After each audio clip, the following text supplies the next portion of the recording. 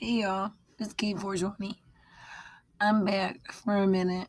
I think this is important that everybody that's been a creator on YouTube or has had something to say in YouTube or Facebook or Twitter or any of these giant social media sites has given you a platform to do so in the past. I think it's our duty right now to recognize what's going on and what we can and can't do to prepare for the future, because in all honesty, this is more than even just the death of YouTube is really where we saw the action taking place. But I'm going to show you some more of the behind the scenes stuff and what to expect very, very shortly here on all of your normal social media sites.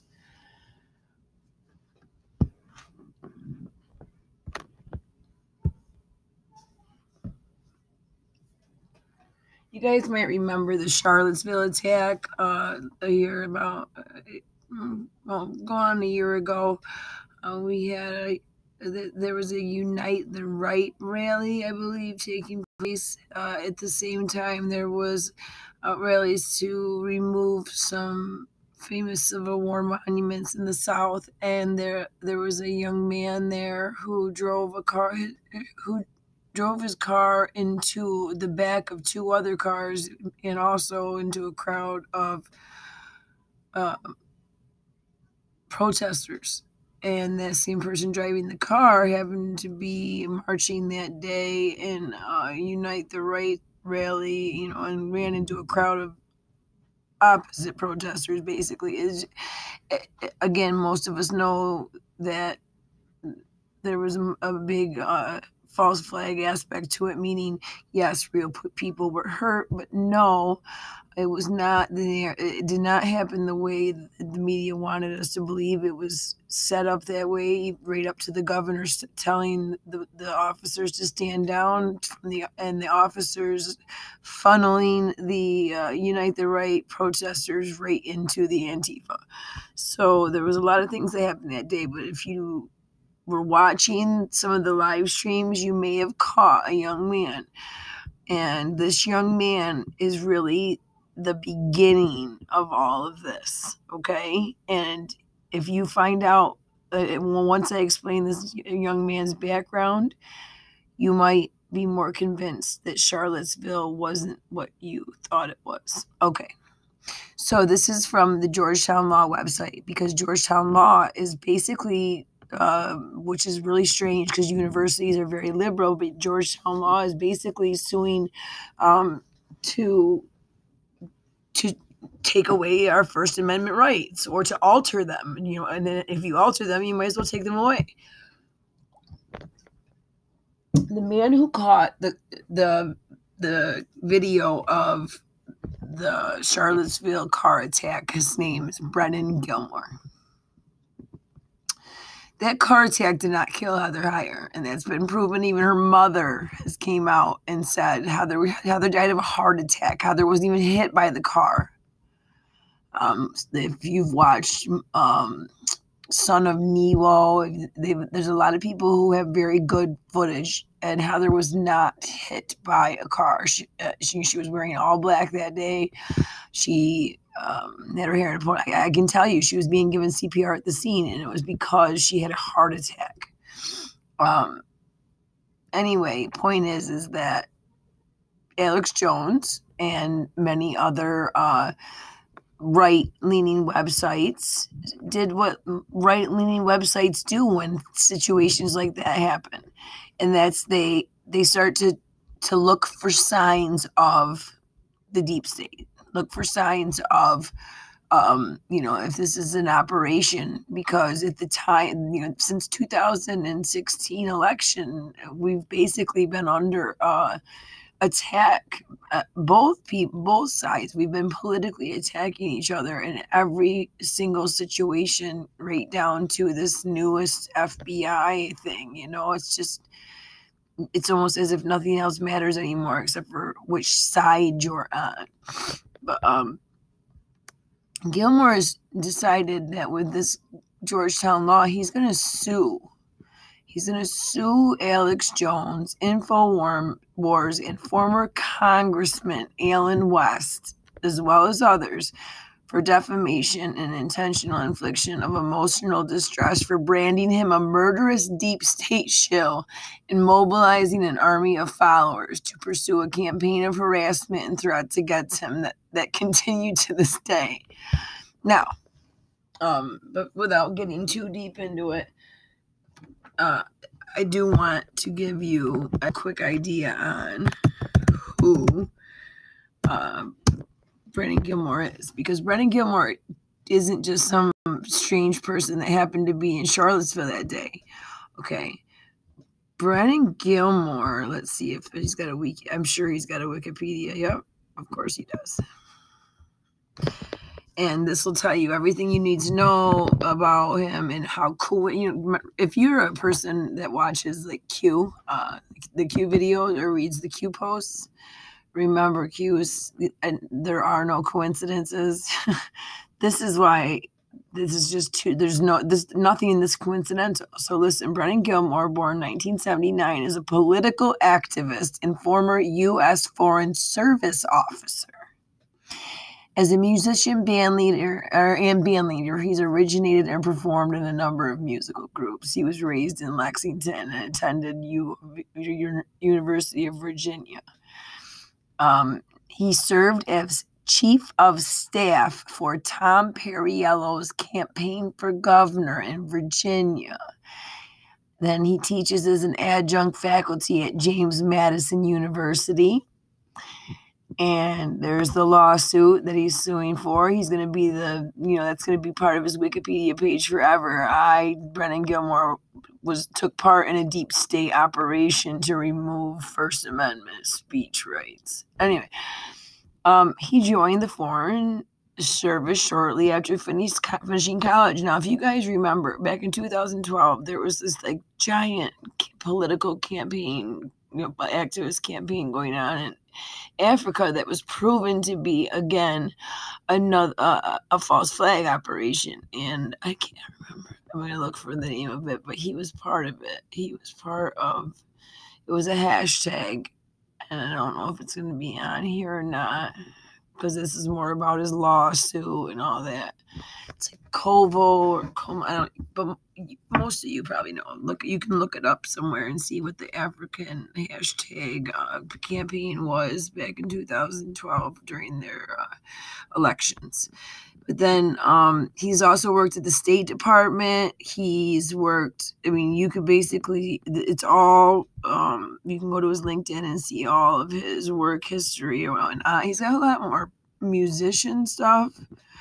But at the same time, like I said, this just, for him to be standing where he was standing, and you really need to go check out Son of Neo on YouTube, because he has basically broke down Brennan Gilmore's whole video and court statements, his court testimony, and he's proven that what most of them, Brennan and the person he was walking with at that time, testified in court is it's physically impossible. Son of Neo went and did scientific tests, live on camera, and over repeated them multiple times in every fashion he could to try to do it the way that Brennan said happened, and it was impossible.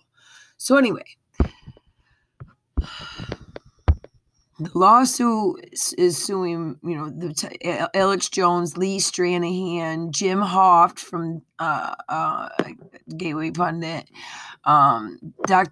Lieutenant Colonel Alan West. This Brennan Gilmore is going for every left-leaning conservative website that's got, 500,000 subscribers out there. And at the same time, this is causing other things to go on. Oh, come on, Wired. Okay. YouTube has decided now, most of you, if you don't know, you should know, now YouTube doesn't want you to think for yourself.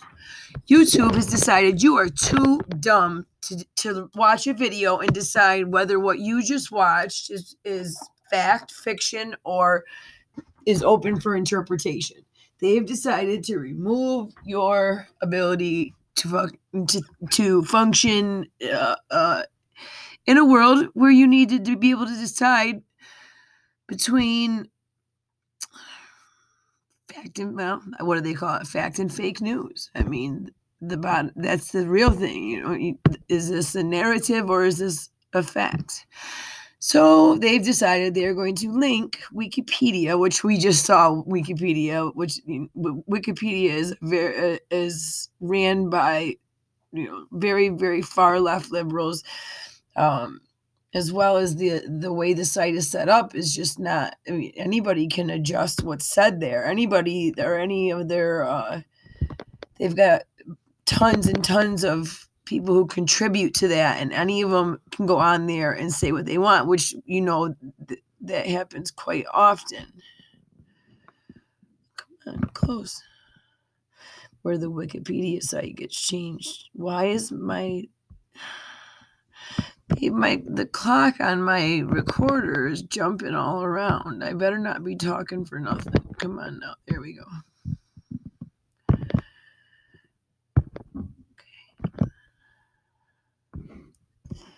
So this is Susan Wojcinski.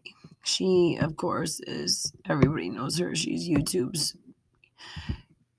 goddess. She's gotten in there and has created most of this conservative purge. In my eyes, she's really done everything in every way possible to push off right YouTube creators. So it says, after the mass shooting in Parkland, Florida in February, the top trending video wasn't news about the tragedy, but a conspiracy theory video suggesting David Hogg was an actor. No, it claimed David Hogg was an actor at school, and it showed, and 3 or 4 other of the kids that were on CNN were as well. The video garnered 200,000 views before YouTube removed it. Until now, the company hasn't said much, but it plans to much about how it plans to handle the information. So like I just told you, this is what they've decided. But apparently when they decided this, they didn't go to Wikipedia because Wikipedia didn't know anything about it. And there's an article, you can look it up, Wikipedia knew nothing about being linked in now with YouTube videos, basically causing them to come up with a higher expectation of filtering out the people, their content creators. So there's going to be a purge, I'm sure, of creators or not creators, but content contributors on Wikipedia as well.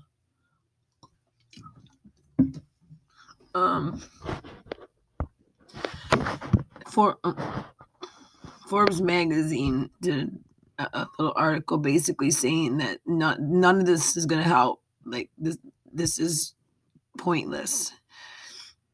Linking YouTube video or linking Wikipedia sites to YouTube videos. What's going on?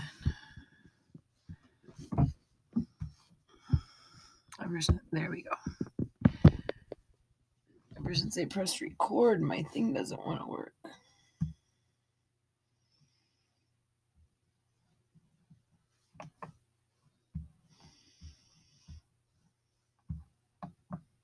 Sorry, guys. Right there.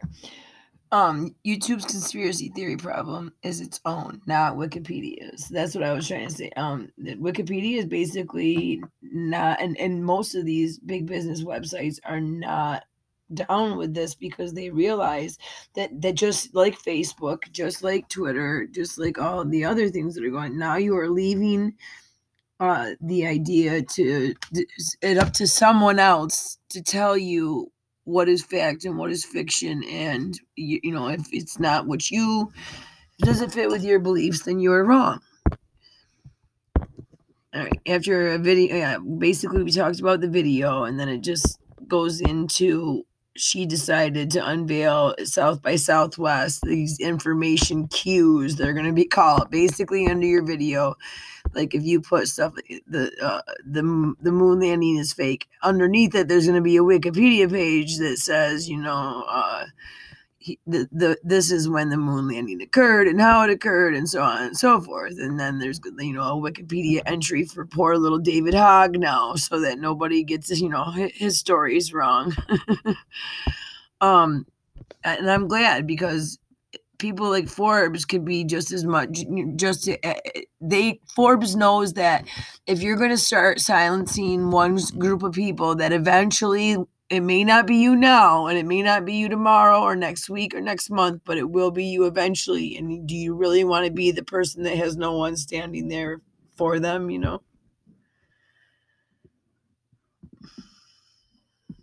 don't know what's going on.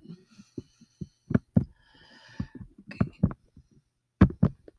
All right. I'm going to shut some of these while I'm talking here.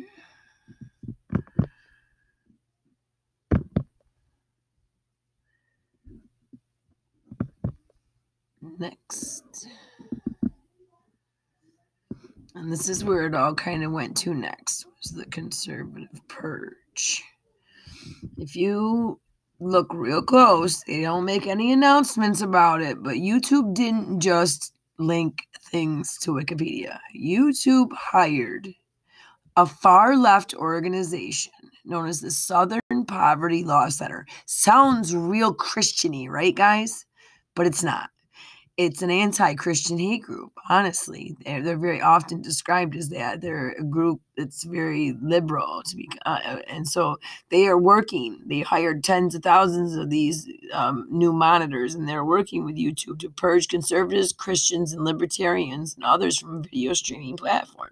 And that can be seen, if you're on here for any period of time, you will probably come across new 30 to 40 videos a day from much larger content creators than myself who have been censored by YouTube and targeted by this Southern Poverty Law Center.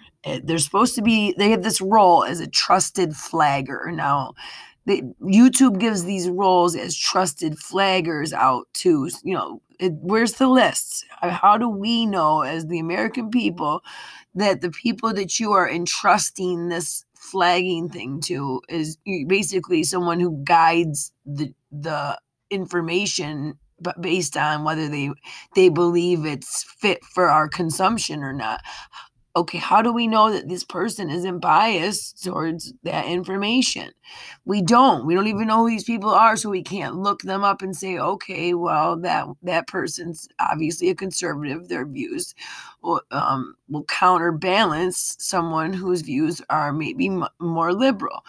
That's not possible. It's not there. So anyway, it says there's over 100 outfits that are considered trusted flaggers, but they remain hidden.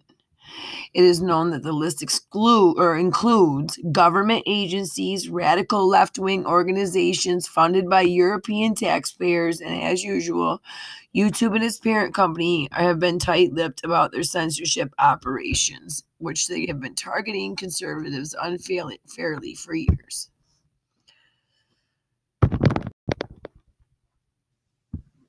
Okay. And then this is the next step. Oops, we boo-booed. After just admitting that they hired these people to purge conservatives, when it happened, and it happened to websites that happened to have outside people paying attention, YouTube decided to say, well, our new moderators may have mistakenly purged right-wing channels. And so hundreds of up to millions of views and millions of dollars were lost by content creators, conservative content creators here on YouTube, because their videos were left to be reviewed during the times when they would have been most popular. So therefore, they lost.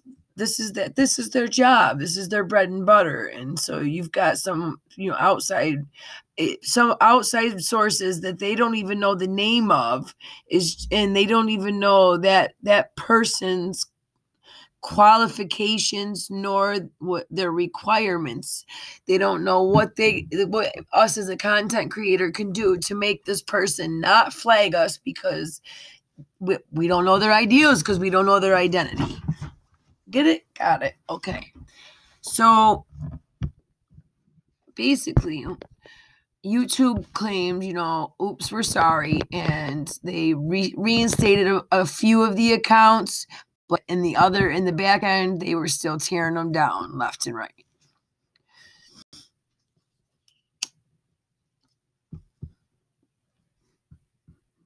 Okay. This is how it starts. Okay, CNN starts pushing. This is during the gun thing, right after the school shooting in Florida, where CNN, basically seeing its ratings dropped, took advantage of a tragedy by bringing on these 4 activist type students and basically creating that shab show of a town hall, whatnot. And because of Alex Jones's coverage of all that and calling it out like he does, and like, most people wait for Alex to call it out before they jump on the train. Alex is really the one to take that first bullet a lot of times. So CNN starts covering, they're basically here's their own article saying, look, Alex Jones has, oops, I guess maybe not.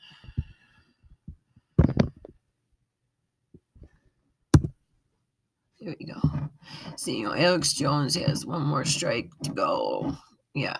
Okay, this is the advertisers ones. Basically, there was one bragging that they got him down to one more strike. And then this one right here is where they were literally watching to see what advertisers would come up on Alex's videos.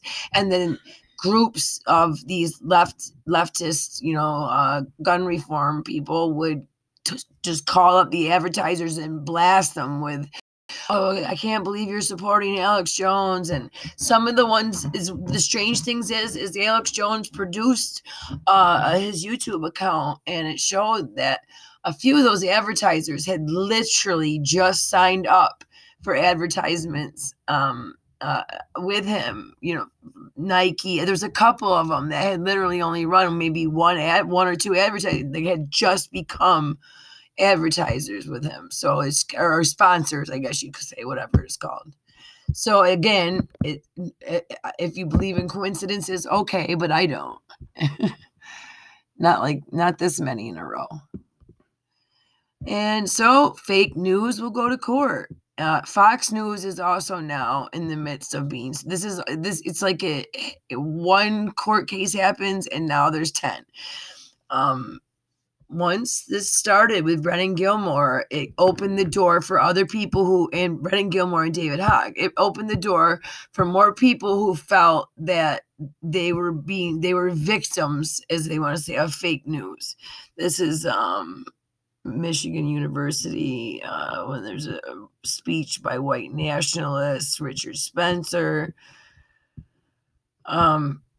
Basically, again, Fox News just reported on the Seth Rich murder and said, look, there's good reason to believe, and even though it was retracted because an FBI agent came on there and said that they had an anonymous FBI source. How many times does that happen every day?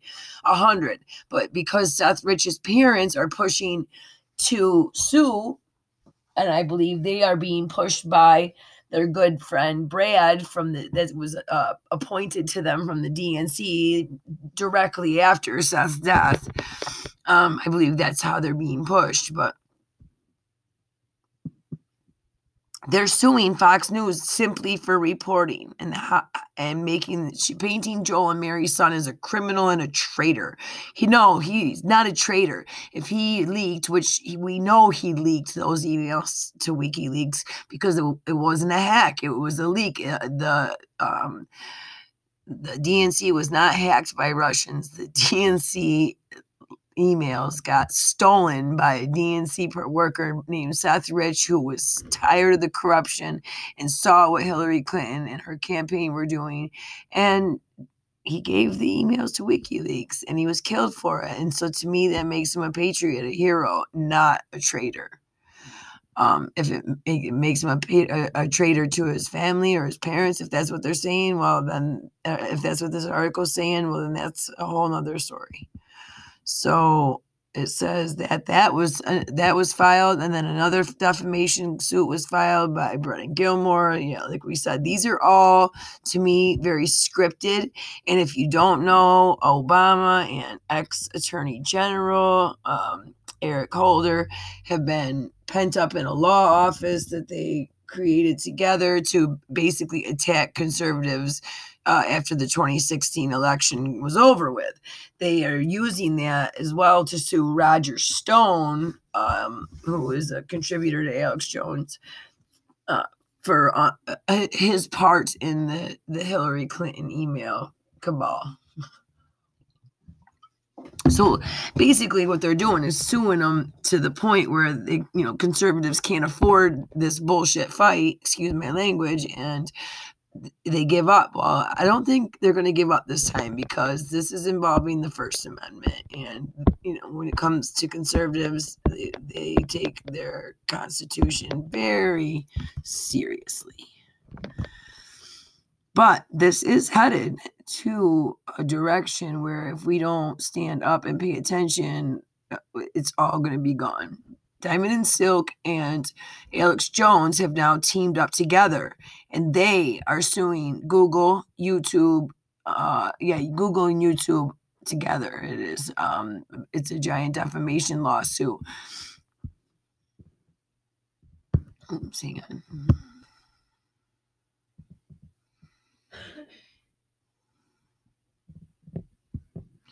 It's a giant defamation lawsuit. I mean, Diamond and Silk had their entire channel demonetized on YouTube right after the election. And, they don't ever say anything out of character. They're very respectful and they use facts and not opinions and so on and so forth.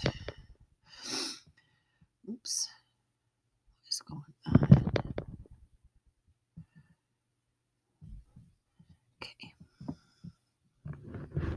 So this is all headed. What's going on in the background right now is believe it or not. Now, I'm never a fan of giant corporations wanting to get into my business and make laws. However, AT&T is onto something, and it's called the Internet Bill of Rights, which would, I don't want the government regulating the internet, but I also don't want it completely, what do you call it, like a Western ghost town either, because that's when your data is hacked and stolen and people basically can run, what I want is I want the same rights online that I'm entitled to in life. You know what I mean? I don't want the government or corporations to be able to do something to me on the internet that they can't do to me while I'm walking around in everyday life. This Internet Bill of Rights, if you look into it, is really, really important. It's something you're going to hear a lot more about in the next, I'd say, 2 months, especially as the 2018 election is coming. And I believe that's what this entire purge is all about. Because Donald Trump used social media to win the presidential election. Now it's basically been scientifically proven that, between Cambridge Analytica article that's been blown way out of proportion, because Facebook's been taking data and selling it since it started. So why is now any different? But basically, it says, our social media giants trying to steal the 2018 elections by censoring conservative websites. Nobody's disputing the fact that YouTube, Facebook, and Twitter and other social media giants are censoring conservative material. In fact, this is probably the largest purge of conservative voices in the history of the internet. Obviously, this is going to cause large numbers of people to stop using their platforms. So why would they do this? Well, to some conservatives, the answer is obvious. These social media giants watched Donald Trump use their platforms extremely effectively in 2016, and many believe they are absolutely determined to never let that happen again. In fact, Mike Adams of Natural News is completely convinced there's a concerted effort by these social media giants to steal the 2018 elections. The realization is suddenly obvious. The Google, YouTube selective censorship rampage that has targeted conservative websites and content creators is a brazen illegal scheme to interfere with U.S. elections and to steal the 2018 midterms. Oops. Sorry, guys. And then if you hop on down, there's a couple little things. If voices on the left were being censored to the same degree as conservative voices, it would be really hard to make such an argument. But the truth is that the numbers show that conservative voices are being hit extremely hard by the censorship, while liberal publishers have been mostly unaffected. Facebook's January 12th announcement that it would begin to deprioritize news publishers and their posts, news feeds had a surprisingly profound and partisan impact, according to the outline analysis of the Facebook engagement data. Oh, it's okay for them, all these other places, to gather data on you, but if it helped Donald Trump, then forget it. And this even applies to politicians as well. So if you're a politician and you make under a certain amount, you're eligible for a bonus or some kind of 55%. I don't know though. This might have been written before Facebook just Facebook stock dropped like 60%. So don't go by this right now. President Trump's engagement on Facebook has dropped. Yeah, I think everybody's engagement on Facebook has dropped. So, yeah, I believe you're gonna find a lot more going on in the very near future on how they've taken a step back to see if they have control over these certain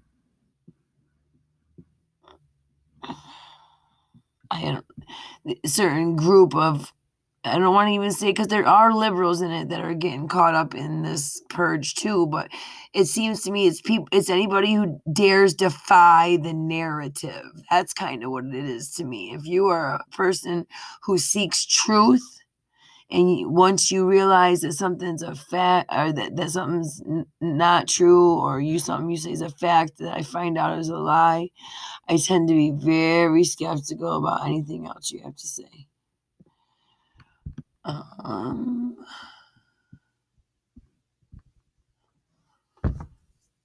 Let's see. How Twitter killed the First Amendment. Little op-ed, I'm not going to read the whole thing, but it just talks a lot about how the new censorship and blunt manipulation of political speech. Where is the First Amendment? Okay, now that's the thing, is there's so many clues around us, you guys, telling us that the First Amendment is the target, is their target, and I don't know if a lot of people are picking that up.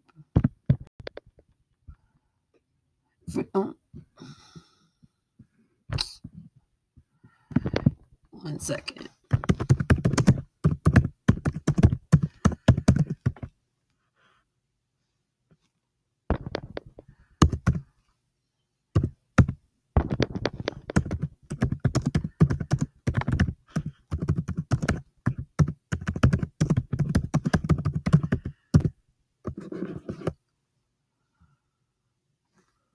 There we go. See, almost took it down.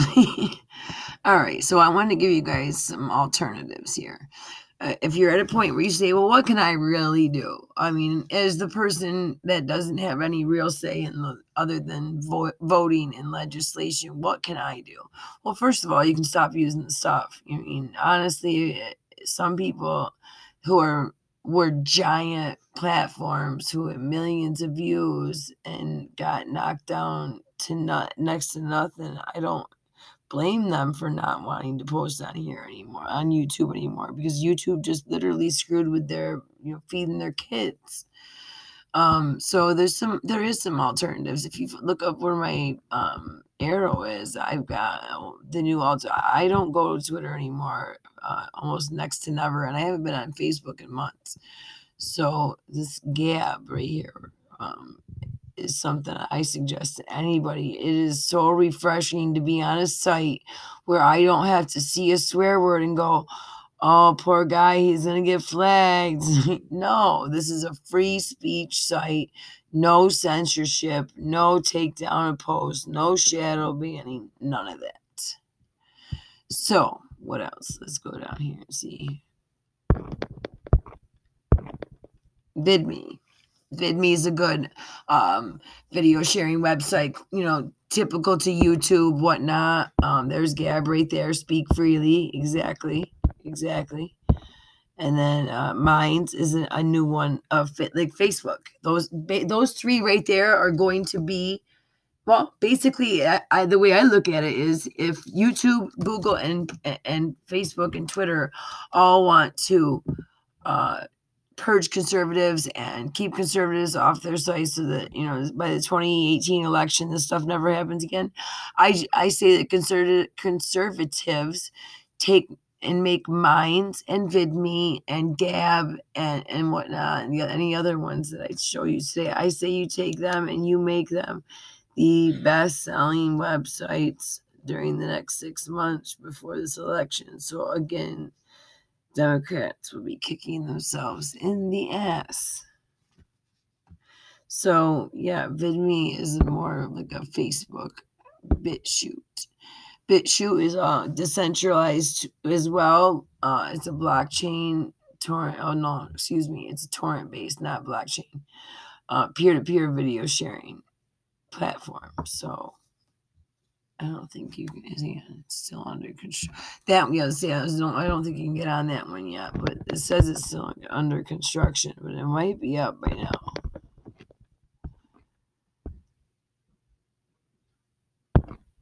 Okay. Let's see. And we're almost done. I need to work. How we already did that one. Okay, so basically, I want to just make sure that everyone is well aware of what's going on around you. A lot of times we see things happen that we feel are either completely accidental or coincidental or whatever. Really, it's all part of a giant plan, and it's like the way I look at it, it's like a noose slowly tightening around our neck, and each time, it tightens a little bit more or whatever. So we're losing, they want to take away bits of the Second Amendment, trying to ban the Fourth Amendment's already been completely destroyed right now. The FBI and the DOJ are under investigation for FISA court abuses. It's a very scary time right now to have. It is a very scary time right now to have all this happening. So, all right.